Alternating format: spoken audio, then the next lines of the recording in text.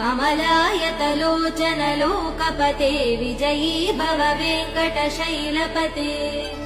सचतुर्मुख षण्मुख पञ्चमुख प्रमुखाखिल दैवतमौलिमने शरणागत वत्सल सारनिधे परिपालय मां वृषशैलपते अतिवेलतया तव दुर्विषहैरनुवेल कृतैरपराध सदैः हरितं त्वरितं वृषशैलपते परया कृपया परिपाहि हरे अधिवेङ्कटशैलमुदारमते जनताभिमतादिकदानरतात् परदेवदया गदितान् निगमै कमलादयितान् परं कलये